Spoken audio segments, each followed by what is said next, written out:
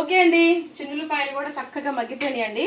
ఇప్పుడు మనం కారం వేసేసుకుందామండి. కర్రీకి సరిపడా, మన బెండకాయ ఫ్రైకి సరిపడా కారం అయితే వేసేసుకుందాము. ఇదిగోండి, ఒక స్పూన్ అయితే వేస్తున్నాను. మరీ ఎక్కువ వేసేయకండి, మళ్ళీ పిల్లలు తినలేరు. ఒక స్పూన్నర వేస్తున్నాను. మరి నల్లగా మార్చేసేసుకోవద్దండి, అస్సలు బాగోదండి. కలిపేసేసుకుందామండి చక్కగా. చూసారండి, ముక్క ఎక్కడన్నా చెదిరిందేమో చూసారా?